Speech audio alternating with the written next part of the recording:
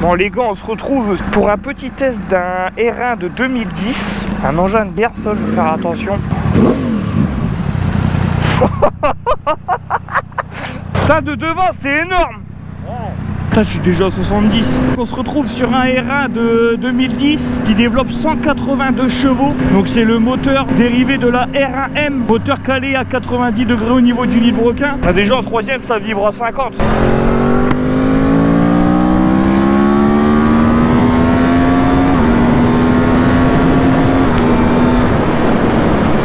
Oh la vache. C'est un monstre. Eh les gars, j'ai accéléré, j'ai eu une bouffée de chaleur au niveau de mon dos. Eh, c'est un truc de fou. Par contre, on est calé à l'avant, on dirait qu'on a un crapaud sur la moto. On est en position squat, enfin demi-squat, c'est assez particulier. Le bruit il est pas énorme, mais il est magnifique. On entend bien le crossplay.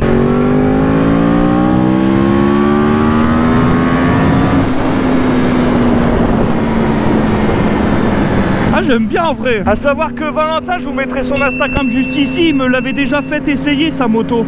Et c'était à la balade des Pères Noël de Cambrai, il y avait du givre et tout sur la route. Et le problème c'est que je pouvais pas vraiment la tester, on va dire. C'est un petit démon, hein. Là, à savoir que sur cette moto là, faut faire gaffe parce qu'il n'y a aucune aide. Il n'y a pas d'ABS, il n'y a rien du tout. Mais sinon ça va, me fait pas peur. Wow, c'est violent en une. Par contre c'est violent dans les villages. Oh ouais, ça marche bien. Regardez, ça a envie de partir, regardez. Le moteur, tellement il a envie d'y aller, il vibre.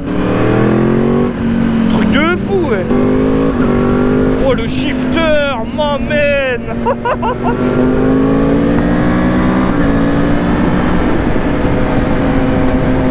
Et puis le frein, attention, il répond super bien. Par contre, moi, je commence à avoir mal au poignet. Oh, les pop qu'elle sort quand tu passes les vitesses. Par contre de l'arrière je vais faire attention parce que j'ai vraiment pas d'ABS, alors j'ai pas envie de partir en hindsight. En fait c'est vraiment une position particulière. Tout le monde peut avoir une sportive mais il faut vraiment s'habituer. Vraiment position sportive, les poignets ils prennent tarif. Là il me l'a mise en mode oh, alors je suis en full. 182 chevaux délivrés au niveau du vilebrequin. Elle a un roue arrière, on doit peut-être être à 160 si je ne dis pas de bêtises. Dites-moi en commentaire si je dis des conneries pour m'en rattraper. Enfin, même dans les virages, ça tue, regardez, hop là. Hop là. Et là, je m'y crois, laisse tomber.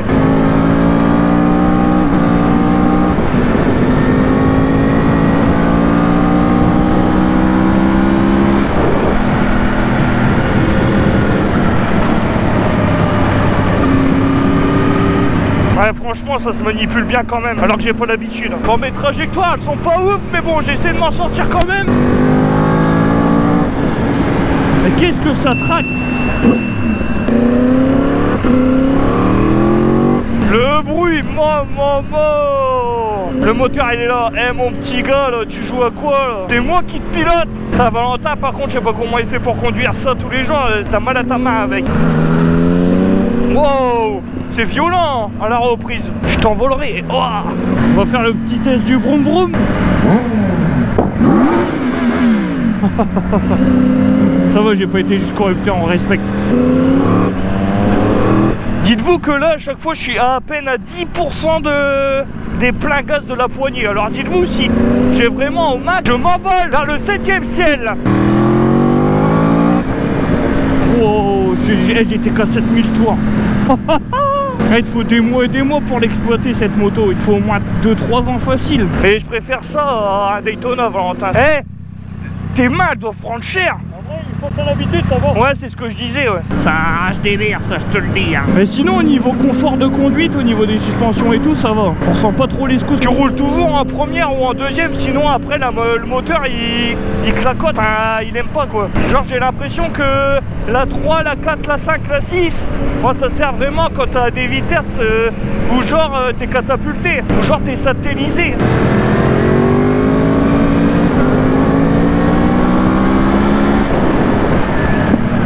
Wow, ça pète, ça pète. Ah, vous voyez, les voies de chemin de fer, je les ai pratiquement pas senties.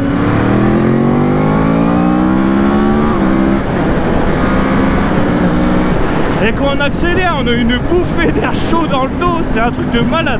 Ah, je suis enfin en 6e. Sinon, on peut conduire tout cool Raoul avec aussi. On peut conduire relativement bien, tranquille, pépère, facile. se retrouve avec le propriétaire de ce somptueux monstre R1 de 2010 qui développe 182 chevaux. Qu'est-ce que tu peux nous dire sur cette moto? Salut, moi c'est Valentin. Avant j'étais le propriétaire du Daytona qui est passé sur la chaîne de JP. J'ai changé le Daytona et j'ai pris un R1. Donc c'est totalement deux motos différentes. Donc il y en a une qui est super maniable, le Daytona est super maniable et c'est assez joueur. Mais là c'est un peu moins maniable, mais niveau sensation moteur, ça n'a rien à voir. Est-ce que tu t'es déjà fait des frayeurs avec cette moto? Dans l'ensemble, pour le moment, non, et tant mieux. Je pense qu'il faut rester un minimum raisonnable dans sa tête et réfléchir avant de faire. Et je pense que si on réfléchit un peu, il n'y a pas forcément de raison de se faire peur. Faut y aller mollo, et petit à petit quoi. Tu peux nous parler des modifications que tu as apportées sur ta moto? Du coup, moi j'ai fait beaucoup tout ce qui est modification esthétique. La moto, je l'ai eu toute noire. Je l'ai faite un peu à mon goût, donc pour que ça aille avec ma combi. J'ai fait tous les stickers.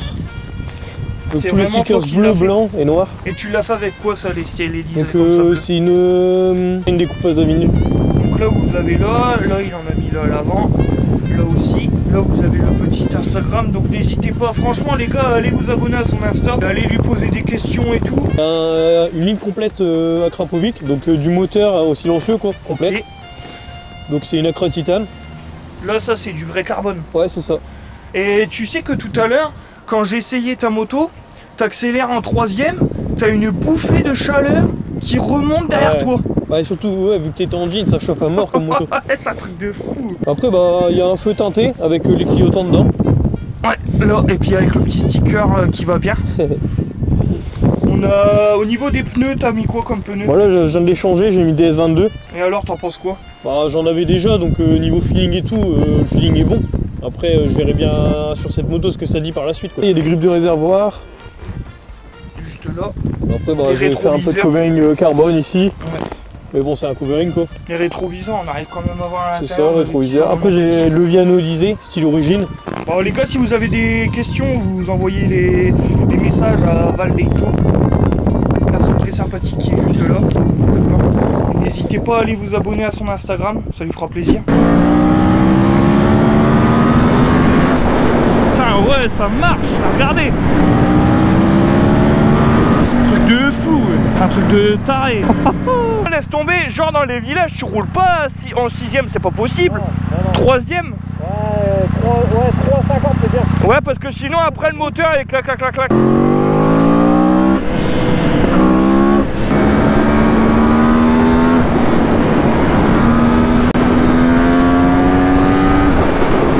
Ça t'arrive à c'est n'importe quoi. On va faire gaffe, la route elle est humide. Après Valentin il a des bons pneus, mais bon on va pas jouer au diable. Là tu passes tes vitesses au shifter, ça pète. Même en 6ème, la reprise, maman. Après les gars, pour les termes techniques et tout, vous êtes pas sur la bonne vidéo, allez voir leur Puma. Moi c'est vraiment test d'un gars banal qui roule en MT-09 et qui monte sur un R1 quoi. Personne lambda de tous les jours on va dire. Vous accélérez à pleine balle en 3ème, vous avez une bouffée de chaleur d'air chaud derrière qui vous suit, c'est un truc de malade. Mais genre j'ai l'impression que il n'y a que la 3ème qui sert sur cette bécane, les autres vitesses elles servent pas. Que vraiment pour les gros pilotes. Première 5000 tours, 50. Ça sert à rien d'avoir les autres vitesses à Yamaha. Pourquoi vous avez mis 6 vitesses? Ça sert à rien. Wow. J'ose même pas donner un petit coup de poignet parce que sinon je vais m'envoler. C'est pas confiant entre toutes les mains. Donne pas ça à n'importe qui, tu vas pas donner ça à un A2, il va se planter la gueule. Sinon est-ce que c'est maniable? Ouais, vous avez vu, ça s'emmène bien quand même. Et regardez, ça s'emmène même mieux que certaines motos. Sur route ouverte, c'est compliqué de l'exploiter à fond. Si vous voulez partir sur cette moto là, attention, va falloir être un petit peu musclé du poignet. Bon, après ça se fait naturellement au fur et à mesure, mais bon. Concernant le freinage, ça freine très bien. En même temps, sur une moto comme ça, il faut un très bon freinage. Quand vous êtes à 3 km/h, faut savoir la freiner la même air. Hein. Oh la vache!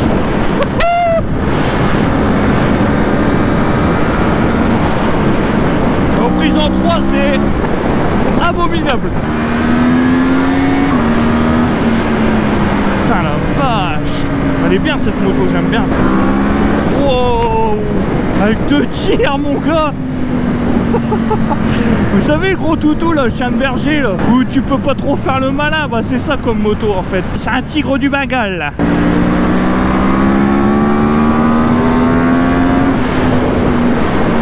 Wow. La puissance elle arrive d'un coup. L'aiguille elle fait vidéo. De malade cette moto. C'est un cercueil, waouh.